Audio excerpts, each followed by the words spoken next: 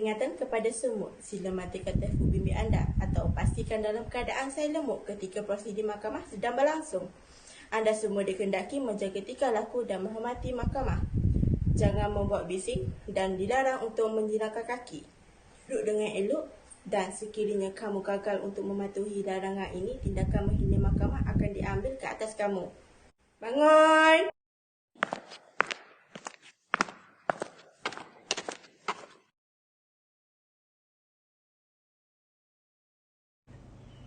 Jurubahasa, ada berapa kes pada hari ini? Ada satu kes untuk sebutan, Puan. Teruskan. Di dalam Mahkamah Shah Alam, kes seorang bayi berusia 9 bulan yang dipercayai mati lemas di dalam baldi yang berisi air dalam kejadian di sebuah taska di Seksyen 32. Kejadian tersebut berlaku pada 20 Ogos 2021. Kes pendakwa raya lawan Siti Maimunah binti Ali.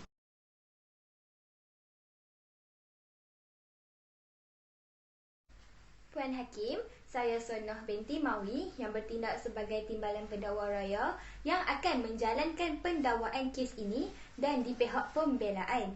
Tertuduh iaitu Siti Maimunah binti Ali diwakili oleh Puan Fatimah binti Anduk selaku peguam bela.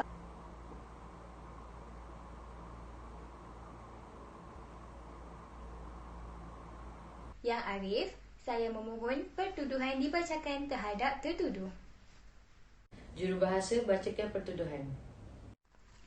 Cik Siti Maimunah binti Ali.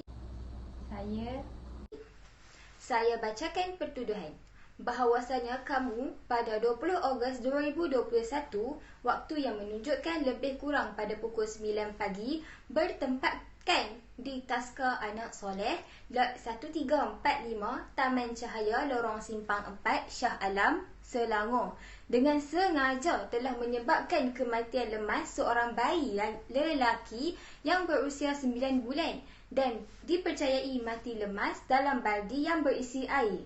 Oleh yang demikian, kamu telah melakukan kesalahan yang boleh dihukum di bawah Seksyen 32. Jika disabitkan dengan kesalahan, anda mungkin akan dipenjara selama 2 tahun atau didenda sebanyak RM5,000 Malaysia atau kedua-duanya sekali. Adakah kamu faham dengan pertuduhan ini? Saya faham. Kamu mengaku bersalah ataupun meminta untuk dibicarakan? Saya mengaku saya tidak bersalah dan saya meminta untuk dibicarakan. Baiklah Cik Siti Maimunah binti Ali, adakah kamu faham bahawa pengakuan tidak bersalah kamu ini tidak boleh membuat rayuan berkaitan kamu tetapi hanya boleh merayu atas hukuman yang dikenakan jika disabitkan kesalahan? Saya faham, Ya Arif. Hak pendakwa raya, adakah kamu telah bersedia untuk prosedur selanjutnya? Ya, Puan Hakim. Pihak pendakwa raya akan mengemukakan 2 orang saksi. Kami memohon kebenaran Mahkamah Yang Mulia ini untuk memanggil saksi yang pertama iaitu Inspektor Zaitun binti Embong untuk memberikan keterangannya.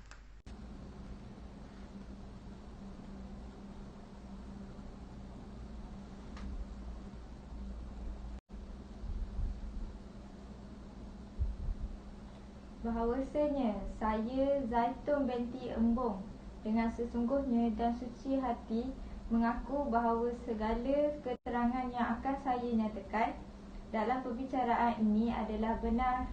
Tidak ada yang tak benar melainkan yang benar-benar berlaku. Dengan izin Puan Hakim, Inspektor sila nyatakan kepada mahkamah ini nama, umur dan pekerjaan anda. Nama saya Zaitun binti Embong, berumur 23 tahun. Saya merupakan pegawai penyiasat di IPD Shah Alam. Apakah tujuan Inspektor hadir ke mahkamah pada hari ini? Untuk memberikan keterangan mengenai kes menyebabkan kematian bayi. Menyebabkan kematian terhadap siapa itu, Inspektor? Bayi lelaki atau bayi perempuan? Terhadap bayi lelaki yang berusia 9 bulan. Baiklah, terima kasih Puan Inspektor. Boleh Puan ceritakan kepada mahkamah berkenaan rekod penyiasatan? Rekod penyiasatan disediakan oleh saya. Saya juga yang menerima panggilan daripada premis kejadian dan mendapat maklumat bahawa terdapat satu kejadian yang menyebabkan kematian bayi lemas di dalam badi yang berisi air. Bolehkah Puan Inspektor ceritakan kepada mahkamah secara menyeluruh tentang kejadian tersebut? Okey, baiklah. Pada 20 Ogos, saya merupakan inspektor yang bertugas pada hari itu dan bersama-sama dengan beberapa lagi orang anggota polis pada jam 9.30 9.30 pagi kami menerima panggilan daripada seorang wanita. Nampaknya Puan Inspektor betul-betul yakin ya akan masa tersebut, iaitu pada jam 9.30 pagi. Boleh Inspektor terangkan kepada mahkamah bagaimana Inspektor yakin dengan waktu yang dinyatakan? Bantahan Puan Hakim, soalan yang dikemukakan oleh pihak pendakwa raya tidak relevan dengan perbicaraan ini.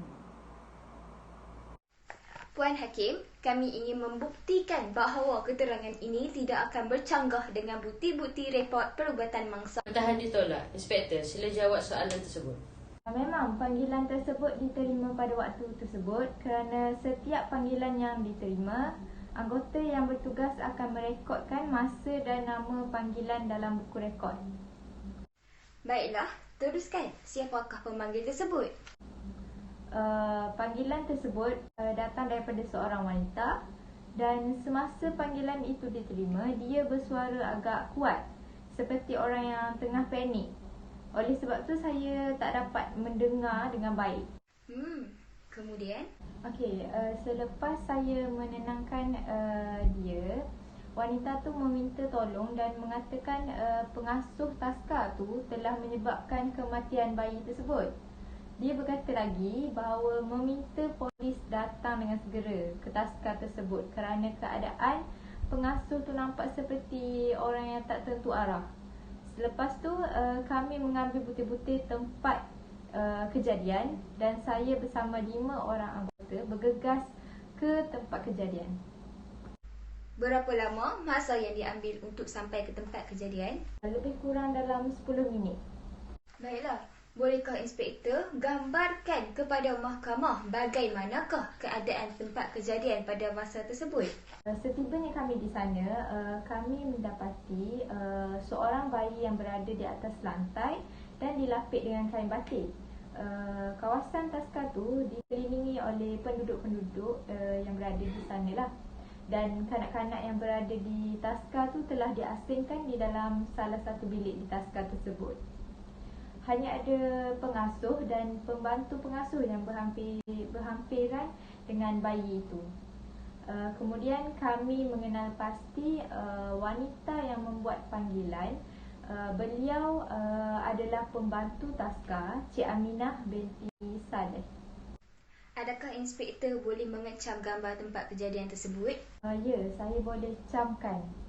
Ya, saya boleh camkan. Adakah gambar ini yang menggambarkan tempat kejadian tersebut? Ya, ini adalah tempat kejadian di kawasan taska lah. Saya mohon gambar tempat kejadian ditanda sebagai eksibit.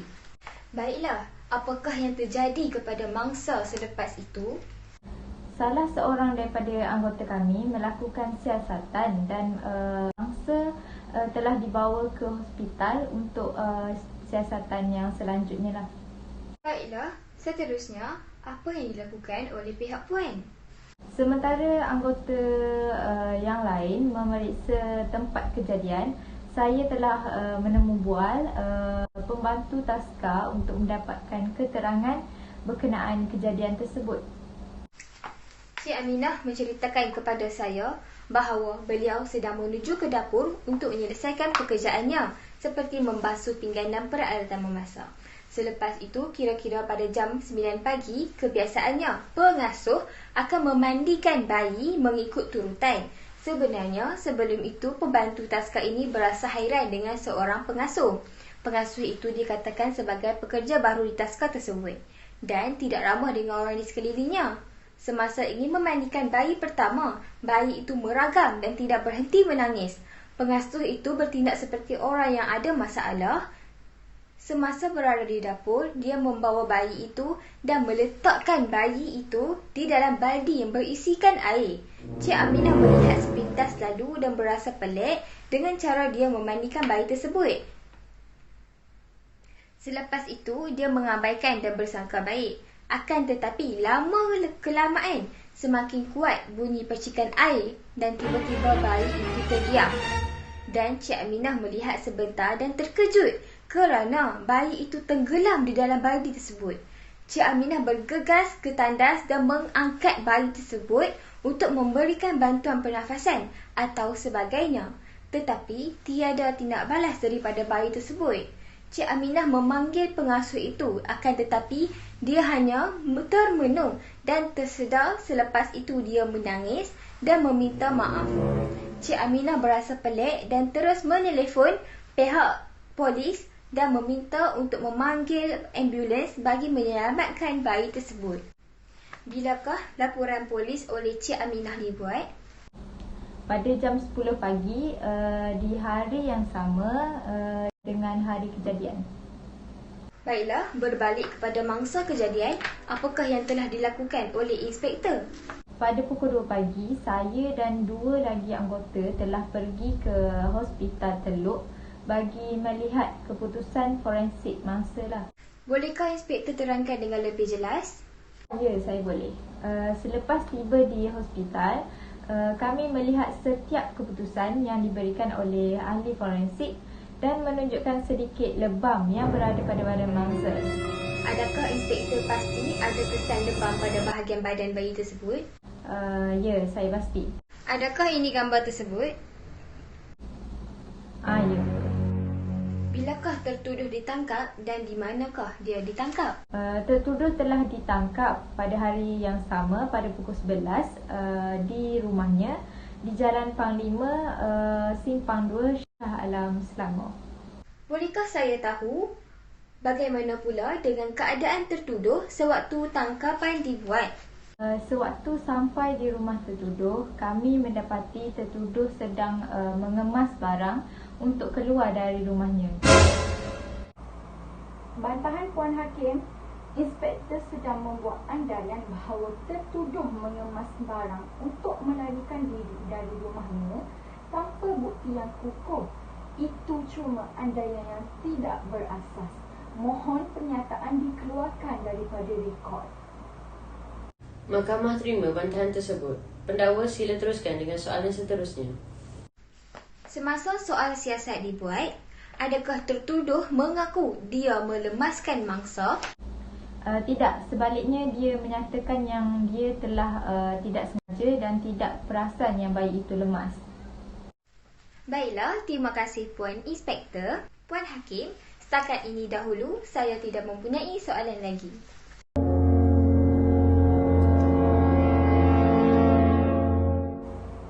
Izinkan saya, Puan Hakim. Adakah Puan Inspektor seorang yang terlibat dalam penyimpanan bahan bukti seperti baldi? Ya, benar. Adakah Puan Inspektor yakin bahawa baldi itu merupakan baldi bayi tersebut lemas? Ya, saya yakin. Setuju jika saya katakan semuanya telah direkod dan dijaga oleh Puan Inspektor dengan baik? Ya, tentu sekali. Puan Inspektor, sebentar tadi Puan ada mengatakan bahawa sewaktu Puan tiba di tempat kejadian, Puan terlihat 2 orang pengasuh dan mangsa yang berada di lantai di tempat kejadian.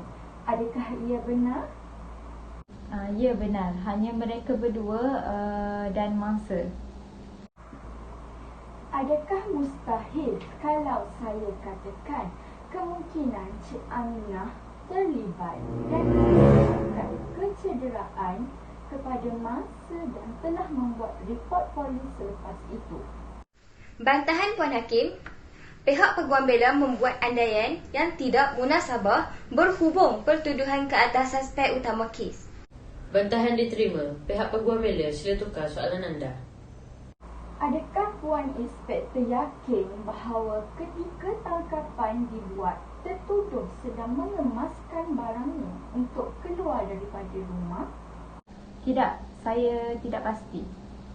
Puan Hakim, saya tidak ada soalan lain.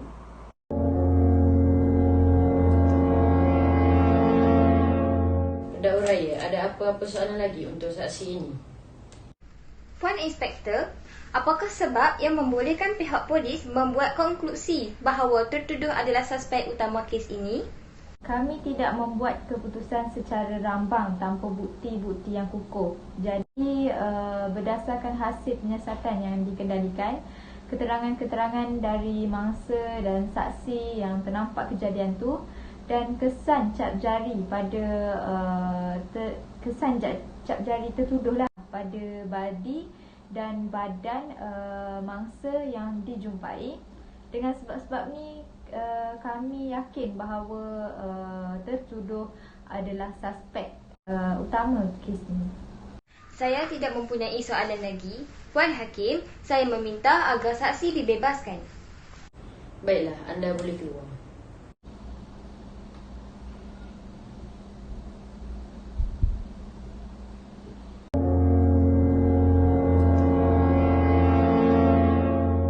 Puan Hakim, pihak pendakwaan memohon kebenaran Mahkamah Yang Mulia ini untuk memanggil saksi pendakwaan yang kedua, iaitu Cik Aminah untuk memberikan keterangannya.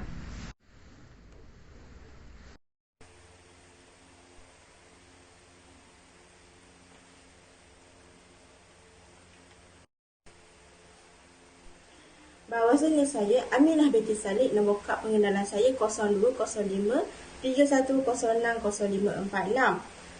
Dengan sesungguhnya dan sesuci hati mengaku bahawa segala yang akan saya nyatakan dalam pembicaraan ini adalah benar. Tidak ada yang tidak benar, melainkan benar-benar belaka. Cik Aminah, saya akan mengemukakan beberapa soalan di peringkat pemeriksaan utama ini ya. Sila jawab dengan jelas dan menghadap kepada Puan Hakim. Cik Aminah, sila nyatakan kepada mahkamah nama, umur dan pekerjaan anda. Saya Aminah binti Saleh, berumur 22 tahun, bekerja sebagai pembantu taska. Kamu tahu tujuan kamu hadir ke mahkamah pada hari ini? Ya, saya adalah saksi untuk kes tertuduh dan kematian bayi yang lemas di taska. Kamu pernah memberikan apa-apa keterangan di mahkamah sebelum ini? Saya pernah. Bolehkah kamu ceritakan kepada mahkamah apa yang berlaku pada 20 Ogos 2021? Seperti biasa, saya hanya melakukan kerja harian saya sebagai pembantu taska. Pada pagi itu, saya menuju ke dapur untuk menyelesaikan tugas saya di bahagian dapur selepas waktu makanan kanak-kanak di taska. Semasa saya membasuh pinggan mangkuk, pengasuh taska itu melakukan kerjanya seperti biasa, memandikan bayi pada pukul 9 lebih macam tu. Saya hanya memandang sepintas lalu. Saya berasa tidak sedar hati seringkali melihat ke arah bilik air itu. Disebabkan saya berasa curiga dengan pengasuh baru ini, saya memerhatikan dia dan saya tersedar cara dia memandikan bayi ini agak pelik. Curiga? Kenapa Cik tiba-tiba merasakan seperti itu? Maksud saya, apa yang membuatkan Cik Aminah berasa curiga dengan pengasuh itu? Pada masa itu, saya pelik dengan cara dia mandikan bayi tersebut. Kebiasaannya, pengasuh lain hanya menggunakan gayung dan membilas bayi dan memegang bayi. Tetapi dia memasukkan bayi itu ke dalam baldi yang berisi air. Seterusnya, apa yang berlaku? Selepas itu, saya nampak yang pengasuh itu tidak memegang bayi tersebut dan meninggalkan bayi itu seperti dia mengelambur sebentar. Selepas itu, saya hanya lalu di hadapan tandas dan dia seperti tersedar. Saya hanya mahu dia alert dengan kerja sebab saya tak mahu perkara yang tidak diingini berlaku. Selepas saya ke hadapan, saya terdengar bunyi percikan air yang kuat. Sebenarnya bayi ini meragam semasa dia memandikan bayi ini. Bayi ini terus meragam. Lepas tu saya pelik kenapa tiba-tiba terdiam. Saya pergi semula ke bahagian dapur dan terlihat bayi sudah tenggelam ke dalam baldi tanpa ada pengasuh di bilik mandi. Dan pengasuh itu bergegas kembali sambil memegang tuala. Saya terus mengangkat bayi tersebut untuk memberikan bantuan pernafasan dan sebagainya. Saya menggunakan kain batik untuk melapik dan meletakkan bayi itu. Bagaimana pula dengan kanak-kanak yang lain pada ketika itu? Saya mengasingkan kanak-kanak ke sebuah bilik darjah kerana tidak mahu perkara ini dilihat. Baiklah, adakah kamu nampak tertuduh memegang barang atau sesuatu di tangannya? Tiada. Apakah yang berlaku selepas itu? Saya terus menelefon pihak polis dan majikan dan pada masa itu pengasuh itu hanya menangis di bujur dinding dan mengatakan dia tidak bersalah. Saya meletakkan kanak-kanak di satu bilik kerana takut akan kejadian lain berlaku. Jadi saya kumpulkan semua kanak-kanak di dalam satu bilik. Adakah kamu dalam keadaan sedar selepas itu? Tidak, saya tidak berasa tenang dan terduduk melihat bayi itu dan berasa marah kepada pengasuh itu. Saya menunggu polis tiba dan memerhati pengasuh itu. Selepas itu, apakah reaksi tertuduh apabila pihak polis tiba? Saya terkejut semasa pihak polis tiba. Dia terus okey dan tidak menangis, tidak meraung. Dia seperti seorang yang normal. Dan pihak polis terus menjalankan tugas mereka dan menyoal saya. Puan Hakim, setakat ini dahulu saya sudah tiada soalan lagi.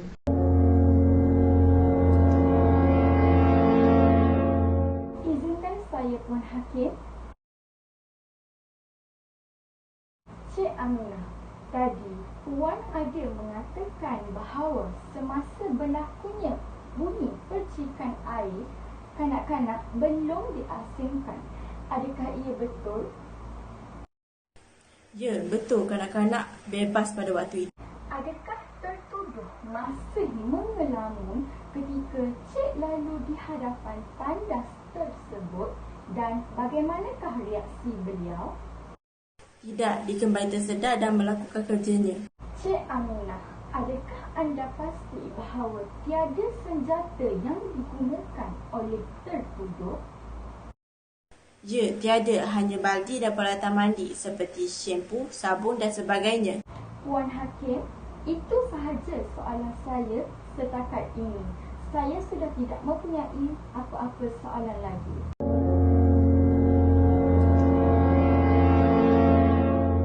Pendakwa Raya, ada apa-apa soalan lagi untuk saksi ini?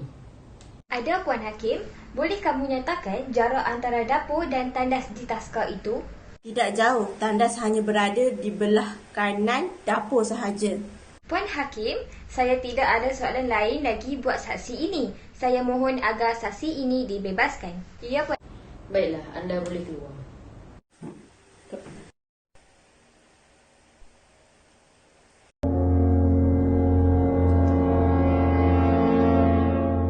Pada hari kejadian, di manakah keberadaan anda? Ketika itu saya berada di taska kerana saya bekerja. Baiklah, seperti yang dinyatakan oleh saksi sebentar tadi, adakah benar terdapat lebam pada bahagian tubuh badan mangsa dan anda sedang memandikan seorang bayi lelaki pada pukul 9 dan meninggalkan bayi tersebut di dalam baldi tanpa memegang, dan anda menyapa pihak polis semasa mereka tiba atau anda menghalau pihak polis di taska tersebut? Saya tidak pernah meninggalkan bayi itu begitu saja. Saya sangat menitik beratkan keselamatan antara kanak-kanak tu, lebih-lebih lagi berkenaan bayi. Ya, saya memang memerhatikan ada lebam. Mungkin ini daripada kanak-kanak di taska ataupun daripada ibu bapa, daripada rumah. Ya, saya menyapa mereka dengan baik dan meminta bantuan mereka kerana melihat bayi itu dalam keadaan kesejukan dan masih bergerak. Masih bergerak, tetapi saksi ada mengatakan bahawa bayi tersebut tidak bergerak kerana mati disebabkan lemas. Adakah benar anda yang melemaskan bayi tersebut di dalam baldi hingga menyebabkan bayi tersebut mati? Tidak, seperti yang saya cakap tadi, saya tak akan melakukan perkara begitu. Saya sangat menitik beratkan keselamatan dan mengambil berat tentang bayi tersebut. Dan saya masih berperi kemanusiaan. Saya bertegas bahawa saya tak pernah melemaskan bayi lelaki itu. Saya juga menganggap anak-anak di Taska tu seperti anak kandung saya sendiri. Mana mungkin saya sanggup bertindak sebegitu? Jadi, apa yang perlu dipersoalkan lagi? Pesalah sudah pun mengaku dan mengatakan bahawa dia tidak melemaskan bayi itu dan dia juga meminta bantuan daripada polis untuk menyelamatkan bayi tersebut dan sudah pun menganggap bayi dan juga kesemua anak-anak di Taska itu seperti anaknya sendiri. Jelaslah bahawa Cik Siti Maimunah tidak bersalah. Saya tidak bersalah, Yang Arif. Peguam Bella, ada apa-apa lagi yang perlu ditanyakan kepada anak guam anda? Setakat ini itu sahaja. Puan Hakim, saya hanya ingin memberitahu kepada semua yang berada di mahkamah bahawasanya anak guam saya iaitu Cik Siti Maimunah tidak bersalah.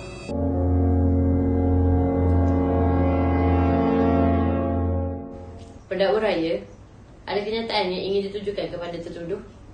Puan Hakim, saya ada satu soalan. Baiklah Cik Siti Maimunah, seperti yang dinyatakan oleh anda sebentar tadi bahawa bayi itu masih bergerak dan bayi itu dimandikan oleh anda sendiri dan anda juga seorang yang menitik beratkan keselamatan bayi. Jadi, dari manakah datangnya lebam pada bahagian badan bayi tersebut? Boleh anda terangkan kepada pihak mahkamah sebabnya? Saya tak tahu. Lebam tu memang dah ada sebelum bayi tu dimandikan lagi. Mengapa pendakwa tanya saya begitu? Perkara tu berlaku sebelum bayi tu sampai ke Taska lagi. Saya pasti. Jadi, semasa sesi anda bersama Peguam Bella, anda mengatakan bahawa anda menjaga bayi itu dengan keselamatan dan mengambil berat tentang anak-anak di Taska. Adakah dengan hanya sekecil ini anda boleh terlepas pandang? Adakah anda cuba menyalahkan kanak-kanak di Taska tersebut di atas kecederaan yang berlaku pada bayi tersebut? Bantahan Puan Hakim, pihak pendakwa raya hanya membuat andaiannya sendiri.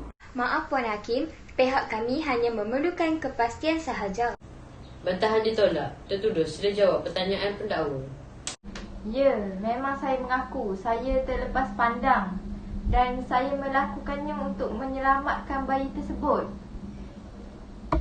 Jelas sudah terang lagi bersuluh bahawa dia telah melakukan sentuhan terhadap bayi. Malah pesalah juga telah melemaskan mangsa. Siapa pendakwa raya yang berani membuat keputusan di atas pertuduhan ini?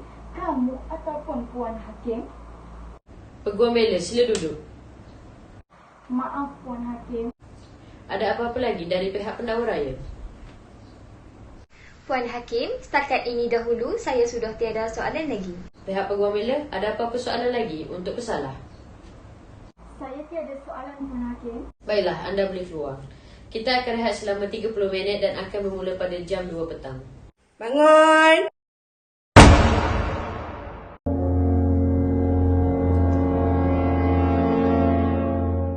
Izinkan saya Puan Hakim, setelah mendengar keterangan saksi-saksi pendakwa raya, terdapat bukti-bukti yang masih sama mengenai kes anak guam saya sehingga menyebabkan kematian seorang bayi lelaki.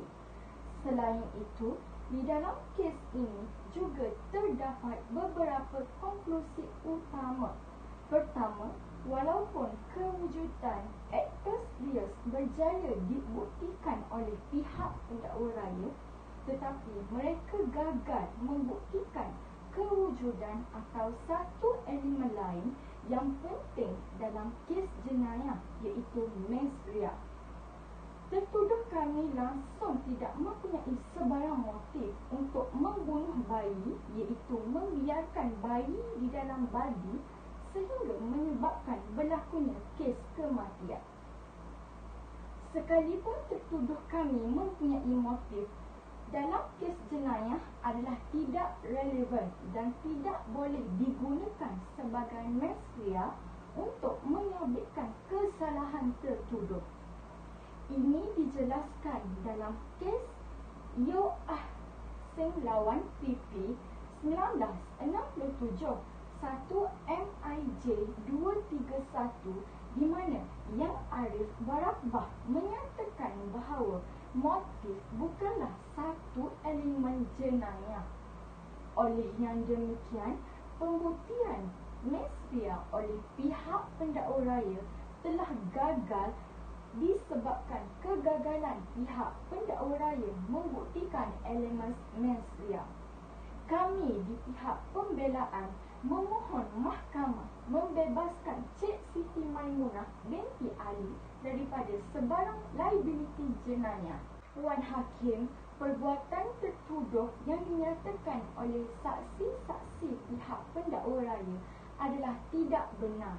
Tertuduh telah pun membuat pengakuan bahawa dia tidak melemaskan bayi tersebut dan dia juga meminta bantuan polis untuk menyelamatkan bayi itu. Tertuduh telah pun menganggap anak-anak jagaan di Taska ibarat anak kandungnya sendiri, mana mungkin dia akan bertindak sebegitu. Dan dia juga sangat menitik beratkan keselamatan, lebih-lebih lagi berkenaan bayi, dan dia juga mempunyai sifat keperimanusiaan. Konklusinya di sini, pihak pembelaan ingin menekankan bahawa kes kematian bayi yang terjadi ini bukanlah merupakan kesalahan tertuduh. Jadi, pihak pembelaan memohon kepada Mahkamah Yang Mulia ini untuk membebaskan anak buang kami. Sekian, terima kasih.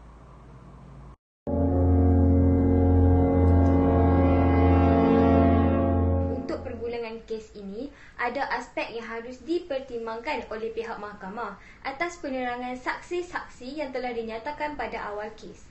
Telah membuktikan bahawa Cik Siti Maimunah binti Ali selayaknya dibicarakan di bawah Seksyen 32 bagi memperuntukkan hukuman denda RM50,000 Malaysia atau dipenjarakan 2 tahun atau kedua-duanya sekali.